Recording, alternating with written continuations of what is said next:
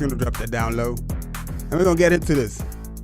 So let's go make this screen just a little bit smaller here. That's me. Stop the music. Oh, we started a different song. We're gonna stop you, buddy. So let's get into this. Let me just disappear the banner for a second, real quick second. Let me just disappear the banner. I'll just make it small so you can see. Cycling Talk this Friday. Average speed explained for dummies. And you know what I was doing that I didn't complete doing because I've been running around doing a whole pile of stuff is, I guess I just have to pull it up on my phone and I'll read it from my phone. But I wanted to show you some discussion that's been happening. It's been going on about average speed. It's been a lot of talk about average speed. Like, you know, a lot of people's average speed doesn't matter. There's a lot of factors into average speed. I really want to get into like average speed and what it actually means and how do you use it? How do you exactly use average speed? Because people make all these claims about like, you know, train, hills, wind, and all of that.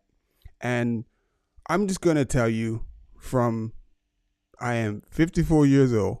I raced amongst professionals in the 90s.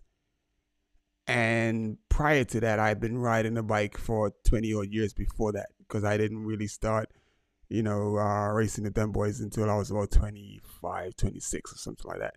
So I've been riding a bike all of my life.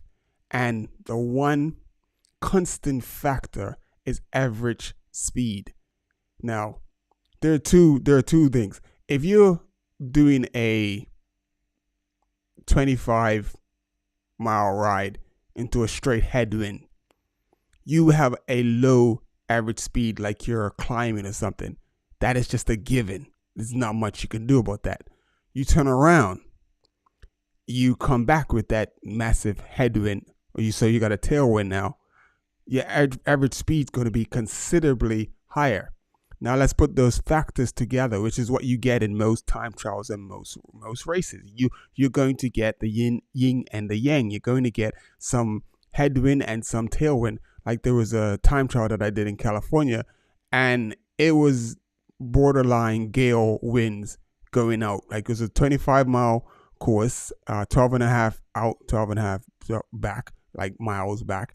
And basically there were guys that knew about the conditions and knew about the weather. So it was just something I had decided, like, you know, within the week or whatever, last minute, that I was going to do this time trial. So I was just on my TT bike with I think I had a 54 11 on there. I had 54 11. That was the biggest gear that I had.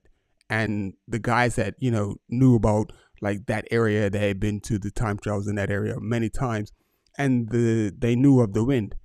So there were guys with 56, 60, you know, just some ridiculous like chain rings, front chain rings, and going out, because at that time climbing was my thing. So in a headwind that hard, you're basically climbing. And we started off, I think it was like 1 minute or a minute and a half intervals. And on that 12 and a half miles out, because of the way I was geared, like I was climbing, even though I still had the 54 on it, which was the biggest chain ring I could find, because I found out the last minute I needed to be geared up. The going up, I caught three guys going up, because I was basically, you know, in climbing mode, and I was just like, you know, just was in the small ring, in the 39, and just, you know, and these guys, they were doing pretty good. But when we hit that turnaround, every single guy that I passed was geared up. I mean, massively geared up. They were plus 53 easy. I didn't even know, but some of the train rings were ridiculous. And because the tailwind was close to 20 miles per hour, and you know, with a tailwind, the tailwind was so huge. With my 5411, I couldn't even paddle anymore. I literally was spinning out, and I had to, like, you know, coast. And these guys were able to continuously paddle. The tailwind was that strong. But as we go to the law of averages, it don't matter what the wind was. At the end of the day, your average speed is going to be your average speed. It's like now everybody's into watts and all of that stuff, and whatever your what is it? not your wattage, your what is the word that everyone uses? Man, I can't even remember what it is, but whatever. This is ridiculous. The percentage. Oh gosh, mine was like 320 something. What is the word that I am looking for? I can't even. Anyway, no matter what you do, your average like wattage is going to be what it is. The same way with it. There isn't a way to cheat it. So if you have a train that's rolling, so it's like slightly, got a little bit of uphills, downhills. If you're putting out your maximum effort, your average speed is still going to be your average speed. Um, so my best on a 10-mile TT, I did it one time in Northern Cal as a time trial in Northern Cal. It had a really good downhill, like sort of in the beginning, and like it was rolling downhill, but there was a bit of a headwind. So it was a bit of, but you got a bit of both. So we rolled down a little bit, and was able to sustain a really good high speed. And then on the turnaround, because the wind was coming, behind us, I was able to still maintain like, that same type of, speed and average. So that was the first time I ever did sub 20 for a 10-mile time trial. But that, it wouldn't matter if it would have been a flat time trial. What you're going to do, whatever your body can do and output, it's not much you're going to be able to do about it. Wherever the fitness of your body is, that's where the fitness of your body is. There's no long or shorts and factors and all of this stuff. And yeah, the wind and the rain, yes, they play a factor, but they're not going to change your numbers. If you are so fit, you are only going to be so fit. You're not going to, oh my goodness. It's just the I think a lot of it is people who haven't really been riding long enough to really like get into like what it really takes and how much you really have to like put out and stuff. I used to really love time trialing. I used to really love time. I mean, really love time trialing, and I really look forward to the time trials. And I think I really got into the time trialing after I got into the climbing. The climbing actually brought my time trialing on, and I just really, really dug that. I wonder if I could lower this. No, I can't because it's blocking my helmet. The Giro, it's blocking the Giro helmet. So that's not going any lower. It could go up, but it can't go down. What goes up must up. I go up. Yeah, there we go. Yeah, there we go. Let me just drop that bad boy down. Is it still gonna block? Drop it down. And Bob's your uncle. So that's my little spiel on average speed. I wish I would have been able to get somebody up on here to back and forth with, but that's coming. So at the minute, you got to do these things on your own.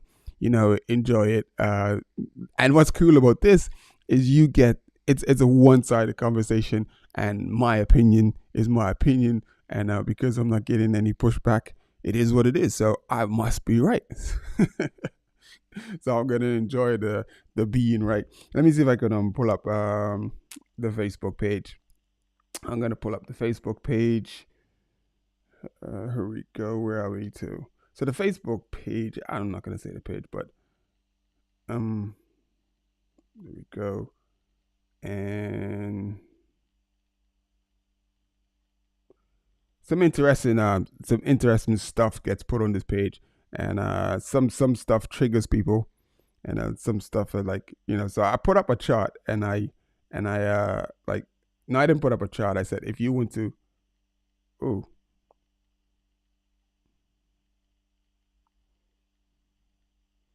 so there's look like the president's coming through, and then a delivery guy's trying to run in front of the and he's been told to stop, and he tried to cut across the cover Oh my goodness! He got pulled down by the police officer. Well, serves him right. He sees the police and everything coming, and he wants to try to run. It is what it is. So he got what he got. So that's a lot of cyclists. That's another thing, where we have a lot of people jumping on bikes, who like unlike myself, I grew up on a bike, so you have a different respect for the bike and the road and things on the road. And a lot of people today, they just get on their bikes and they pretty much ride the bikes like they walk on the sidewalk. They're not stopping for stop signs. They turn when they want to. They don't really look back. They don't signal properly. Let traffic know like what's going on or what they're doing and stuff. So they can be some of these people that like have taken up cycling are actually dangerous to road users and to themselves. But and a lot of these people as well don't take instruction. You can't talk to them about anything. You can't advise them about anything. So yeah, so my man Tommy Thornton, he put up a thing. He said, "What is a good average bike speed?" And that post got 44 comments. So that was so this average speed talk has been going on for quite some time. Let me see if I could get down to my post.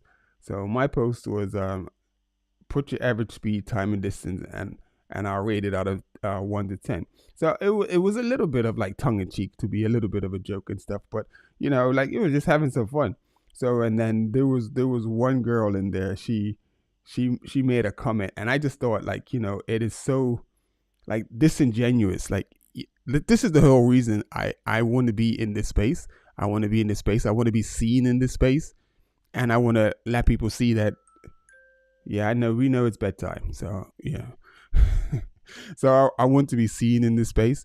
I look different, but yes, I do look different, but my views and my commentary it's on par with everyone else, all the other commentators, or everyone else. So, I can talk it and, get into what's going on and describe the scenes just as well as they can. So, this is where I want to be, and this is where I'm going to be. I went to a vocational school for communications, so we're hands-on in broadcasting, working with doing interviews,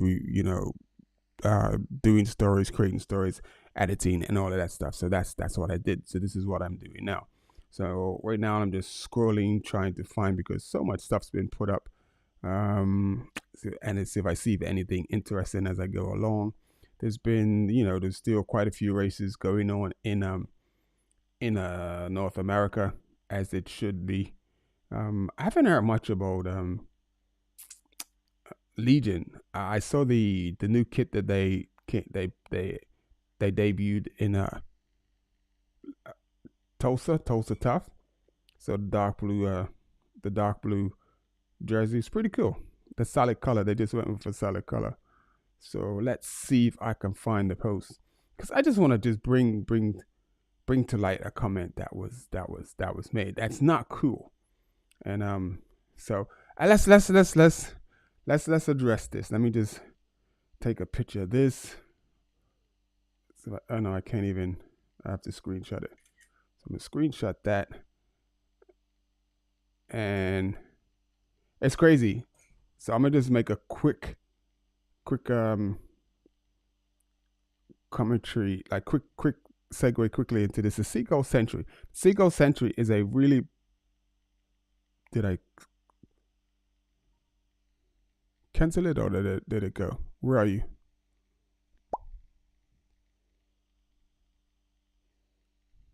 I think I sent it. Let's see. So the Seagull Century is a really popular ride. It was canceled. You did cancel it. So I love Apple products. I mean, I know what people say, but Apple products are dope. So why did you small in? Okay, doesn't matter. Can you see me? You can see me. I'm gonna put you over that part. Average speed for dummies like me. So, and let's bring up. Next, we're gonna get into Seagull Century, and it's just so weird. It's so weird. I just think it's weird. Where are we? There we are.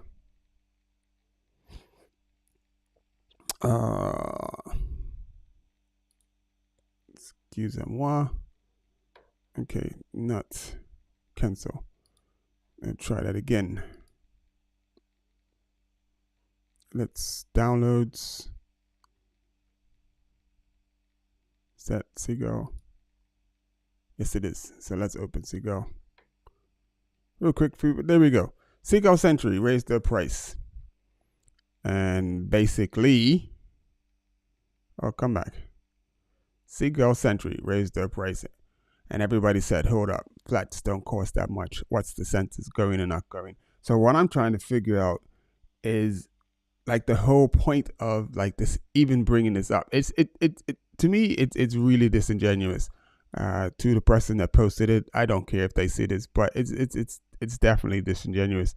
So, and to put on an event like a sportif, the amount of money that you need to spend to put the event on, like the safety services, the volunteers, the food, everything that's put on, and the Seagull Century's been a certain price for the same number of years. So I'm trying to figure out, are they just supposed to keep it at the same price for forever?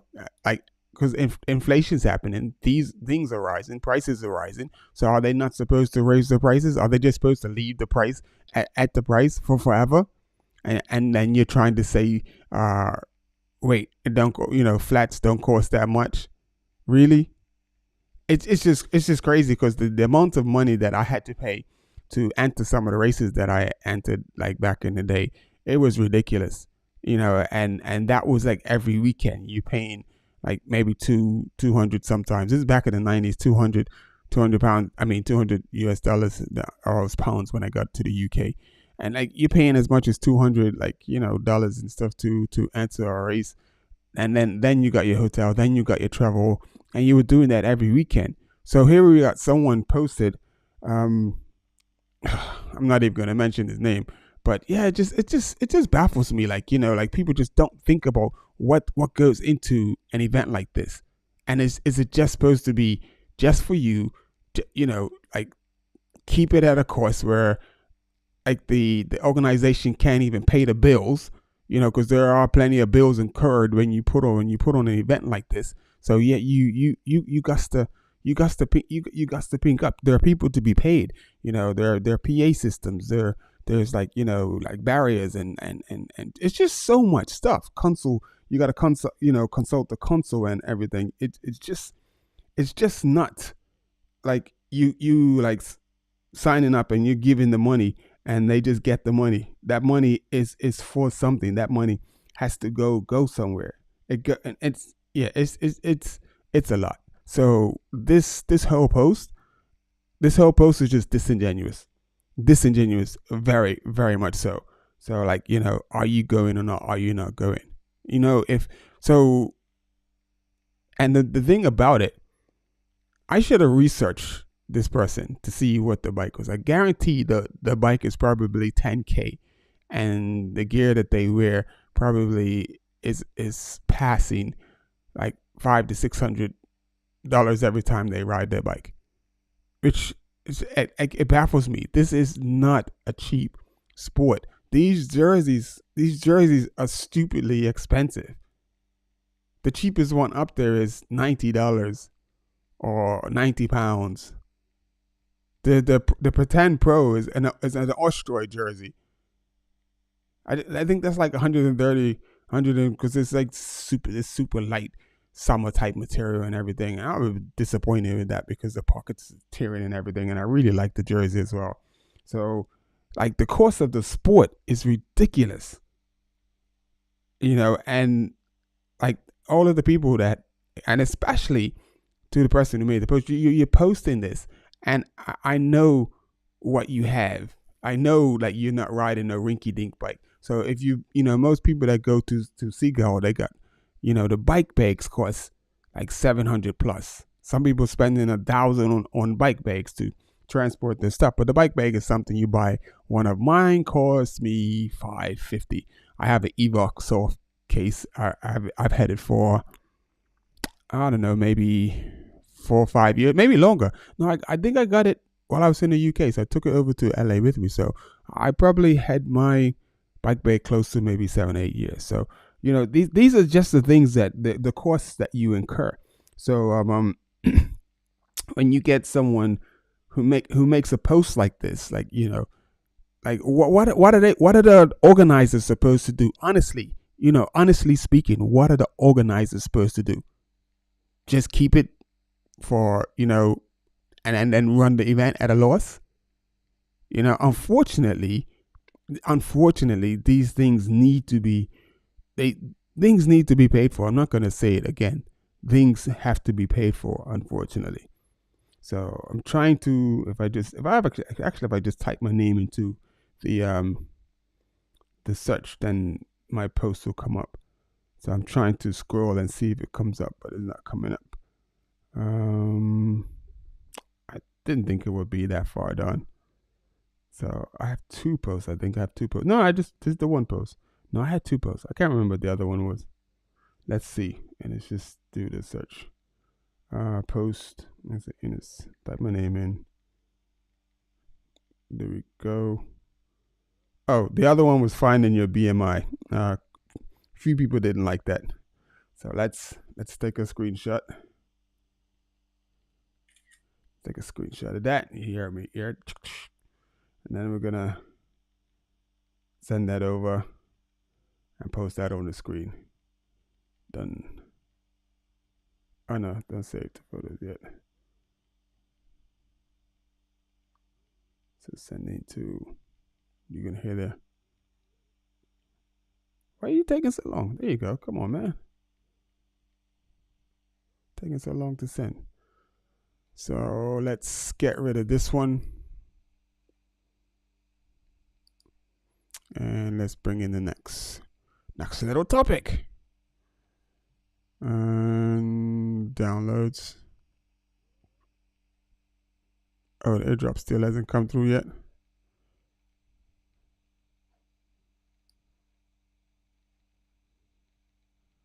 Okay.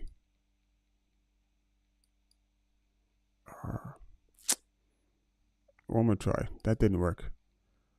So I was trying to open it before, which doesn't like that. Downloads. So we don't want to be on this too long because I've been watching the series on Apple TV, Foundation, and I gotta wait every Friday for the new episode to come out. So I'm really looking forward to what happens this week on Foundation. Okay, downloads. Cancel. Try one more time.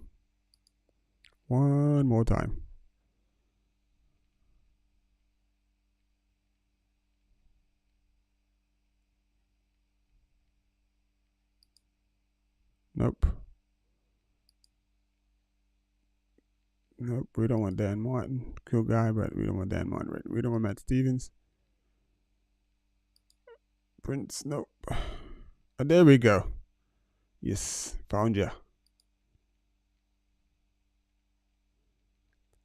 Post your average speed, time, and distance, and I'll rate your ride from 1 to 10. Oh my goodness. I wasn't trying to trigger nobody, but it certainly did. So I'm going to go to 1 as I talk about this. I'm going to make this smaller, a little smaller. So you see my face? You see my face? Because some of the comments I got were just like, yeah, that's the face I had to make. So let's put you up on the screen there. Okay. As you can see, the other picture is slightly different size. So yeah, post your average speed, time, and distance, and I'll rate your ride from 1 to 10. Some people just didn't like this. So my friend Tamia, I think it's Tamia, yeah, because it's Japanese. She said why. So I never really replied to her because I thought I would get to speak to her to explain why. And I just wanted to just let her know that it was just, out of fun, just to have some fun, because I see people have been posting it a lot.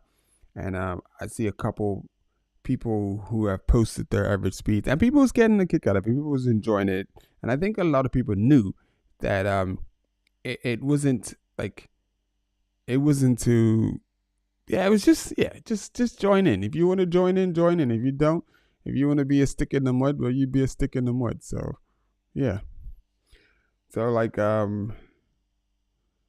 that's a lot of elevation. George Tapley, triple bypass. What did George do? George did the triple bypass, complete data, 117 miles, 11,000 feet of climbing, average the moving time, 8 hours and 40 minutes. His average speed is 13.5, 4,000 calories, 4,500 calories burned. See, now 13.5 for 117 miles, if that much climbing, is actually pretty good.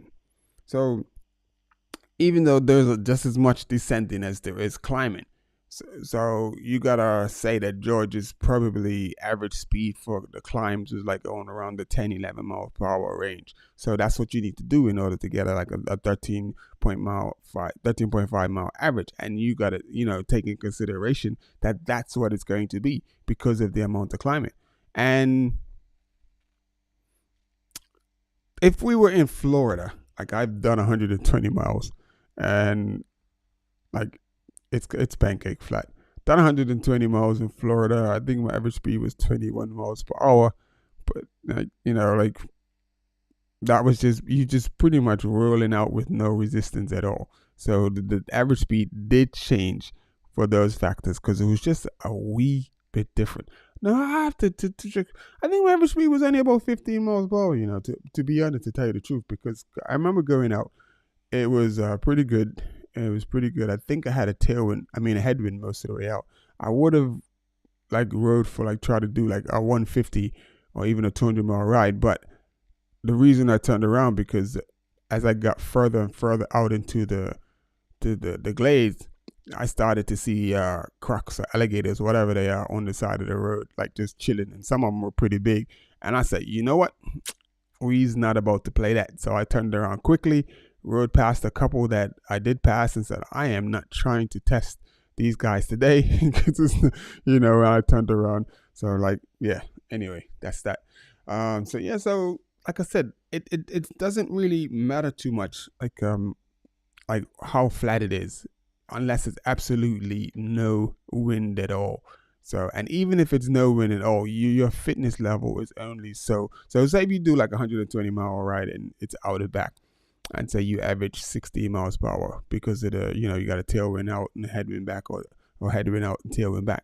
Now, if there's absolutely no wind at all, because of your fitness level, at best you may push up to 60 miles per hour. But at the same, your body is only as fit as your body is. So you're going to be 55. If your best or consistently is 50 miles per hour, you're not going to be miraculously crazy, some crazy high average speed. No, that's not going to happen unless you ride that whole 100 and so miles with the tailwind. So I'm trying to find this comment. I'm not going to post it. I'm not going to put, because I'm not trying to out anybody. I should do, because the comment was pretty disrespectful. So my man, even Osborne, Super Dave Osborne, he is a lot more successful when he was racing than I was, because he won quite a few races. But he put up his ride where he done a 100-mile ride, and it was 4 hours and something. And I basically gave him a 9 out of 10. And then somebody mentioned, why do you only give Dave a 9 out of 10? Because I said, I know Dave has been in races, like I know I have as well. When you're with the peloton and when you're with the group that's fast rolling, especially if it's a flat rolling course, we've done 100 miles in sub 4 hours. So, and I know Dave's been involved in races where it's been less than 4 hours. So I think this is it. So basically, this young lady, she posts, y'all, he's throwing out random numbers. Why do y'all fall for the trap? So I responded to her. So you think I don't have time, many years and miles to give good assessment of you, right? And I like gave her the eyeballs like emoji. And she said, my name and it's no, enough for me. For me, an assessment need evidence-based metrics as well as given by a practitioner with time in the industry recognized position using those metrics. Then if it then it's of use to me. That's just me though. So she hashtags not just the RN physiotherapist Americare Health, ACS certified health fitness specializes, Association of Physical Education, and something. So that's what she put, and I responded to her. What was the response that I put to her? Oh, my response was, okay, I gotcha. I just look like I can't possibly possess the knowledge to give you a good base assessment. I feel you, no worries. And then I gave it a wink emoji. Get the F out of here. So that's all I had to say. I'm like, yo, and we do this a lot amongst ourselves. We just look at a person and we say that, you know, I get my knowledge from elsewhere because just upon you walking in the room, and no, you can't possibly.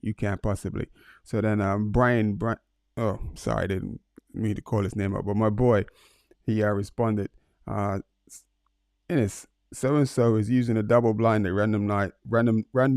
randomized placebo-controlled analysis, and then she said facts. Just make sure it's longitudinal. So anyway, that's how that ended. That's how that went. And then somebody posted something to her as well. But anyway, so like my man Super Dave posted his century. It was, so I said I'll give you a 9 out of 10 as a former pro rider. You're in a whole different category. But if you'd been sub 4 hour, you would have gotten a 10. So and I'm pretty sure that was Super Dave that liked this thing. So that was just a post for fun. That was just a post for fun. It wasn't meant to of course it's gonna ruffle feathers, but hey, it is what it is. So I just, like I said, just had a little bit of fun, just spoken and stuff, and it was cool. So I think that's about it today. We're 30 minutes in, and so I got 2 little things to talk about, and we were just talking about average speed and stuff. So if you haven't, like and subscribe to the channel, hit the like button, subscribe to the channel. Thank you for tuning in. And I will be back here again next week. And I'm pretty sure I'm going to start having some guests, with me on the live pretty soon. So right now I'm just winging it, just here getting used to the whole setup. I really, like the eCam is really like going well. It's really cool, really enjoying it. And then we will go from there. So like I said, thanks for tuning in. I'm gonna get rid of some of these things. Get rid of your boy, and I can't get rid of me, so I'm gonna just make me small.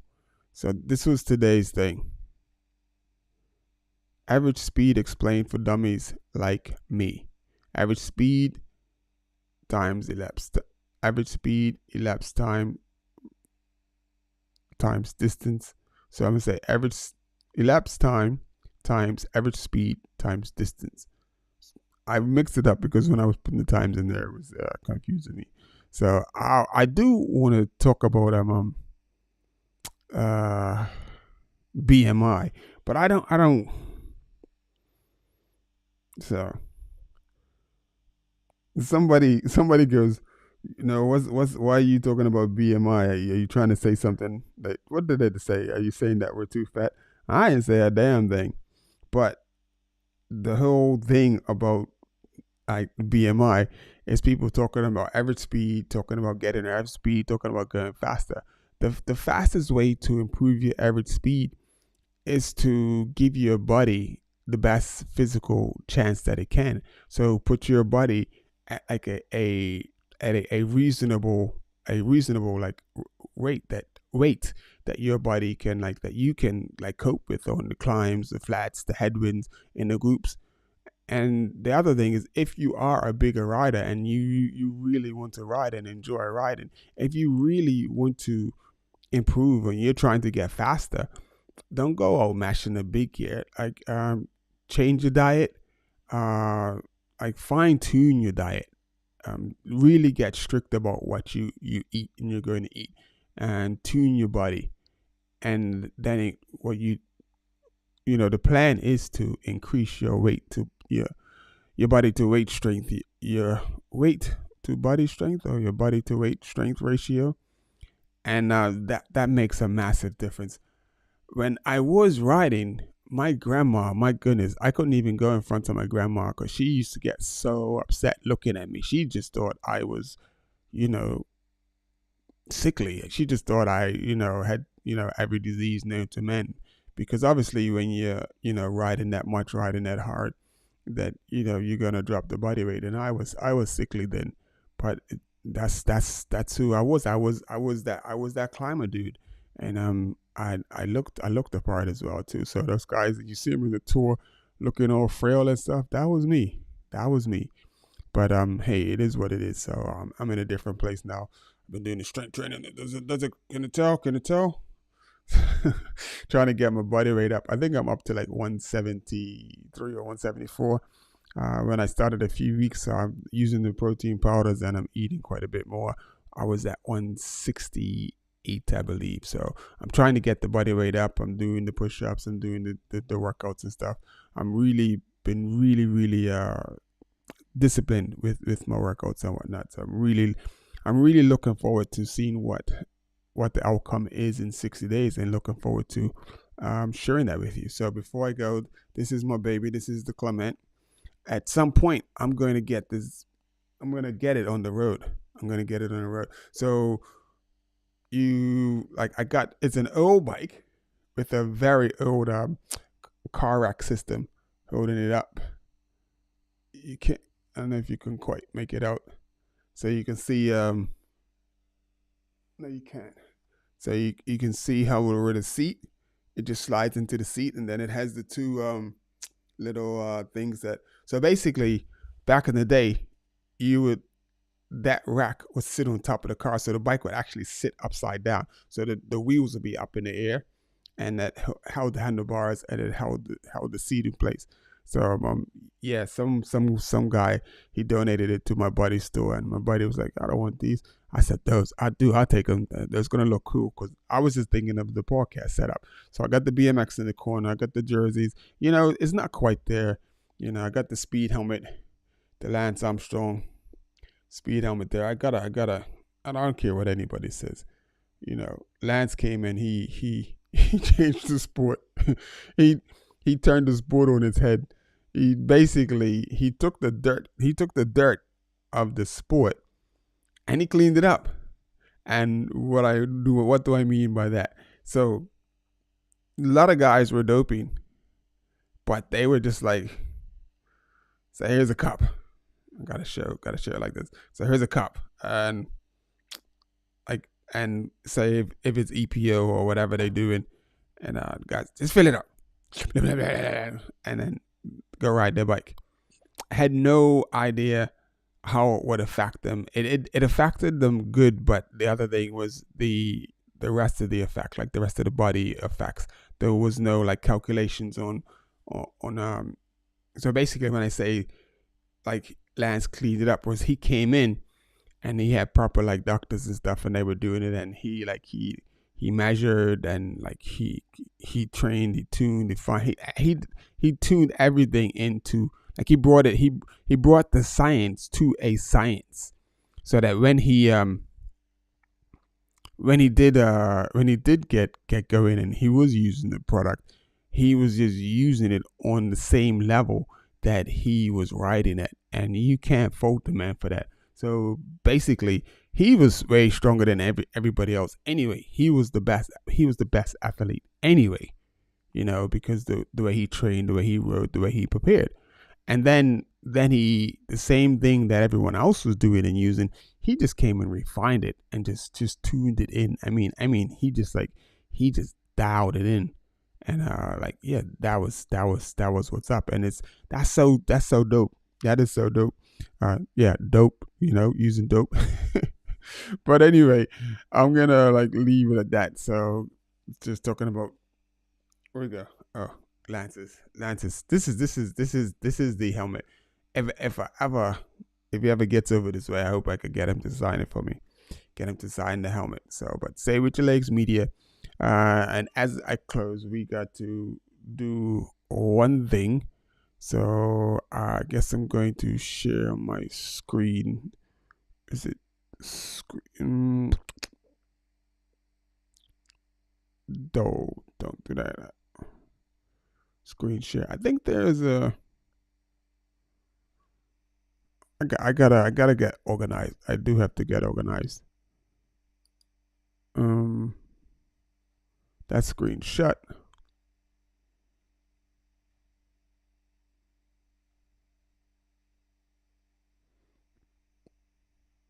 And I may have a new member of the team.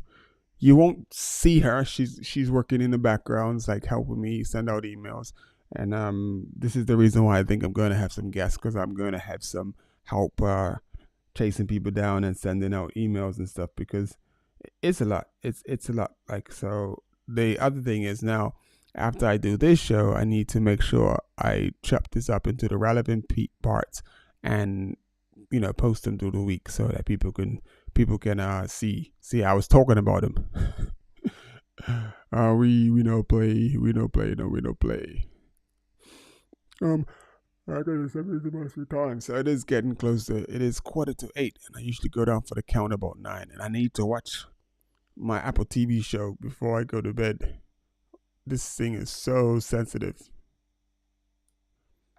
Not even touching the mouse, and it's moving around like that. Okay.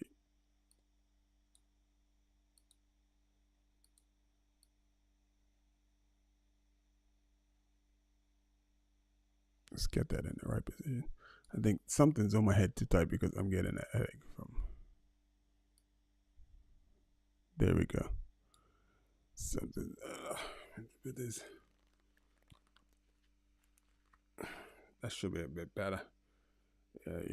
It's like when you're wearing a helmet and you put the straps too tight. You will. It does give you a headache. It's crazy. It's a strange feeling. But I might as well just get rid of that for now.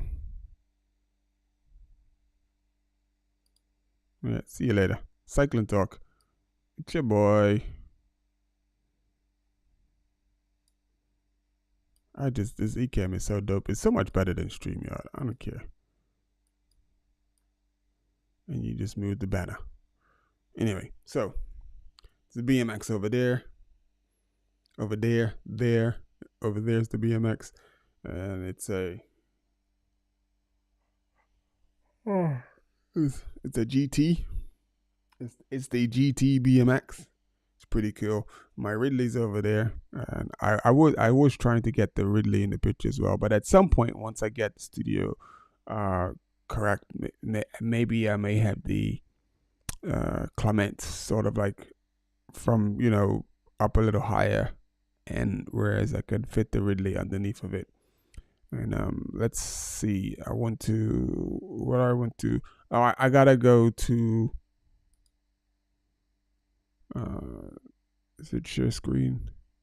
Entire screen. So the share screen is on. I just got to find where it is. I need to close that. I need to finish my green juice as well. That's Bay, Gresh's, Flanders.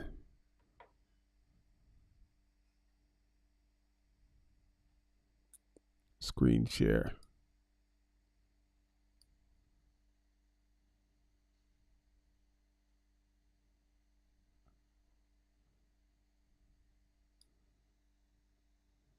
No?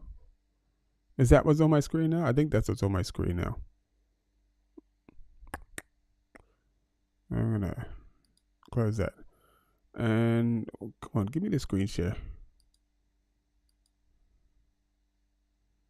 entire screen. I think I need to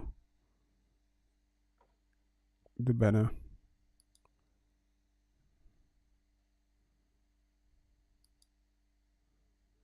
There we go. So that's what's on the back of my screen now. And then we're going to make you small because we need to do some housekeeping really quickly before I take off out of here. So let's go to bring you up. And what we want to do is go to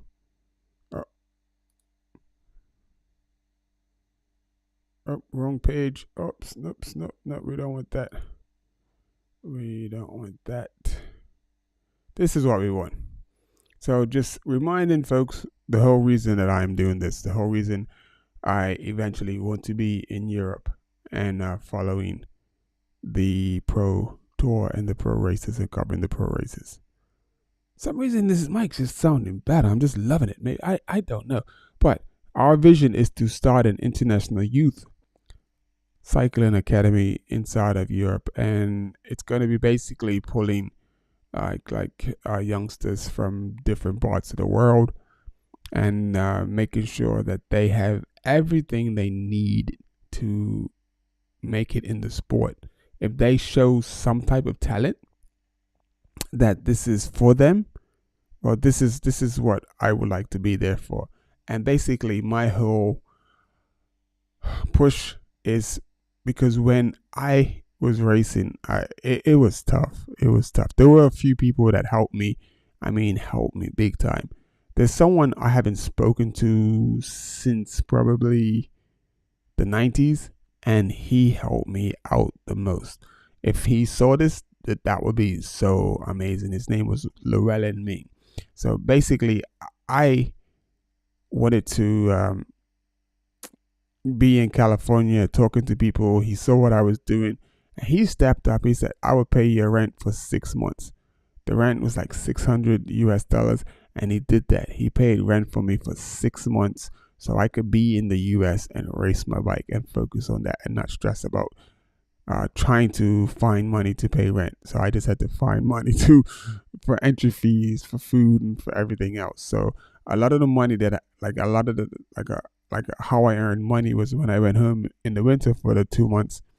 It was basically time off the bike anyway, and I'd work. I mean, I'd really, really work, just like long hours, and basically try to make enough money to take with me so that I would have money for food for, the time that I was in the US racing to get to. But it was really expensive. So this is the whole point behind my vision, is to provide kids with this opportunity to not have to worry about that.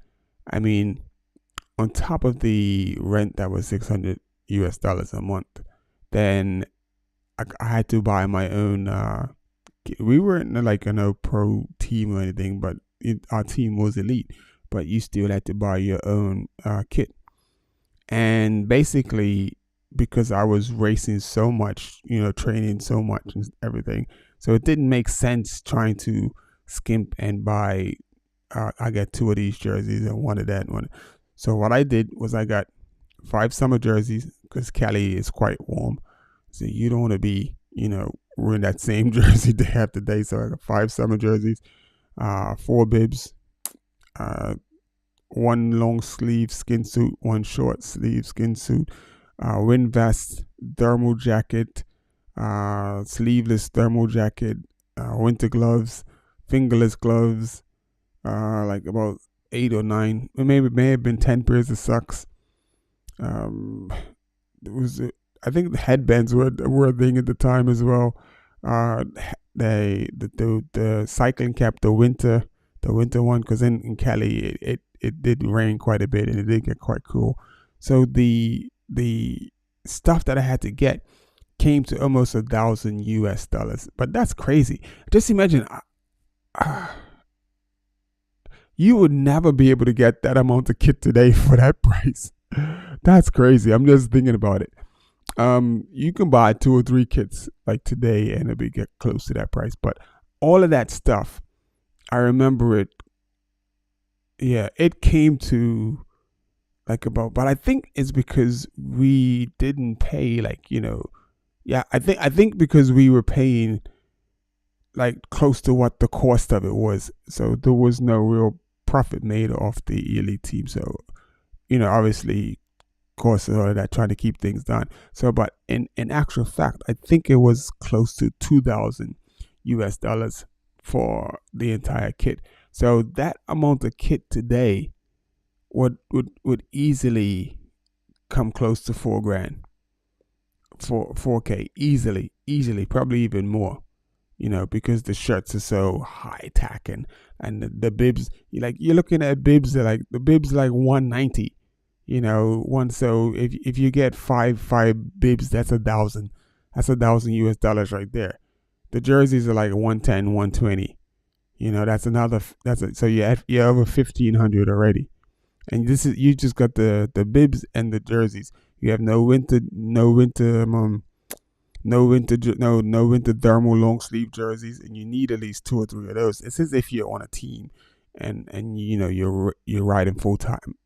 You need your wind vest, you need your thermal wind vest, you need your thermal jacket, you need your rain jacket, you need your gloves, all of that. So you may even be pushing 5K for today. Just thinking about that's crazy. I paid less than $1,000 for the amount of kit that I need to work that out. I need to really, really work that out, because that is mad. The amount the stuff cost today, and then flashing back to that guy making that post about why Seagull racing their prices. Man, get the hell out of here, man. Get out of here with that stuff. So this is the whole point of my academy, is to alleviate the young people of that pressure of worrying about like if they're gonna have something to wear, if they're gonna have something to eat, somewhere to sleep, something, a bike to ride, and when the tires were out. I mean, that's some of these tires that these kids race on, like they're 100 popping pounds and US dollars. So that's quite a bit, quite an expense. So, providing my platform gets to where it needs to get to, the platform would actually provide a lot of the financing. But at this point in time, it's like, I'm a Mr. Nobody. So nobody's really, like tuned into the channel right now. It's all good, so it's, let me bring you back up. Where are you? Come back. Start page. So bring you back up. There you go. So that's our goal. So, and go back to the girl. Like, the girl is, like I said, open up a cycling development camp that takes kids from lower income countries and consistently produce the world's future professional cycling champions who are recruited by well-known teams across Europe. Since the main barrier to the sport is the cost, generating funds for this successful venture requires a special mix of passion, cycling, social media, and business. What is our plan for success? To make a YouTube platform profitable, clear, visible goals for engagement are needed. My content focus is following Pro Tour races across Europe.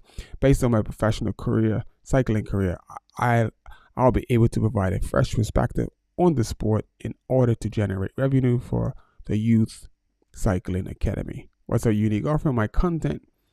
Many content creators that cover the cycling do so from their home studios, like I'm doing right now. However, similar to pro cyclist Best Stitima, who over the last 2.5 years gained a following of 150,000 subscribers, more than 24 million views, I will interview top pro riders and crews on location. And during the European cycling season, our engagement will be fueled by asking cyclists viewers questions, providing an insider's view to professional cycling, the cyclist's daily life to the viewers, and reviewing setup and breakdown and all of that, and trying to just get in different situations and scenarios and stuff, and just bring you just, I'm going to find some unique stuff, discuss how weather conditions affect racing outcomes, personal ride-alongs with me during the season, so if I could bump into a pro here and there, if I could bring it to you, I will. Visiting the iconic hills, roads, and mountains across Europe. So, and then that's basically the plan. And the long-term plan is to open a cycling development camp that takes kids from low-income countries and consistently produce the world's future professional cycling champions who are recruited by well-known teams across Europe.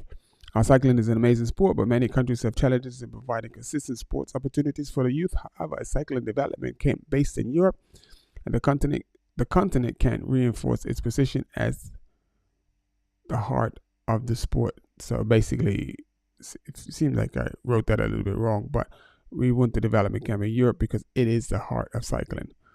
How will we fund the academy? Beyond the revenue generated from social media, brand partnership, funding in the form of grants can be sourced from organizations like the UCI Unicyclists International. The UCI is the governing body of cycling that has initiatives to bring more diversity into the sport, as well as finding room for the younger side of the sport to grow. Furthermore, the top cycling brands love putting their name on projects that help the sport to grow. With this three-pronged approach, we can draw the required funding and support to make the cycling development camp profitable and successful.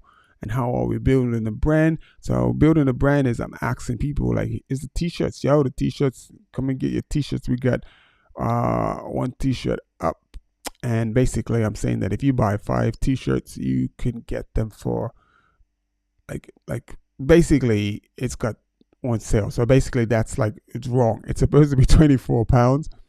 And if you buy 5, you get them for £20. But it says £20 is there, whatever, I'll take anything. So this is going to all go towards getting the ball rolling. So the cycling kits, it might be some like more like wordage added to the jerseys, like, just small wordage, like, so those will be available soon. We got 1 minute left. So, and yeah, so that's basically it. That's our vision. Let's bring me back. And I'm going to get out of here. Let's give me some background music. And then with that, I'm going to disappear. Let's do that again. I don't know if you can still hear me, but thank you for joining me. Remember to hit the like button, subscribe to the channel, share this with a friend. Hey, it's starting off slow, but I have no worries. I'm gonna stick to the record. I'm gonna be here every Friday, and I'm gonna be doing this thing. I'm gonna do it until it is the thing. And I think the main push is going to come when I get in Europe. So I'm gonna be sitting in this little chair until the new year. So you're gonna be able to put up with me in this little chair and my fantastic collection of bikes that's growing.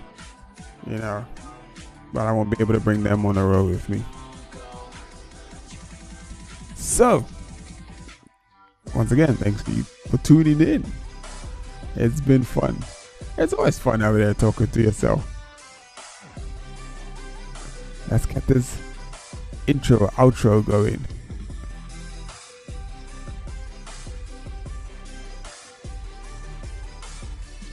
See you next week, if not before.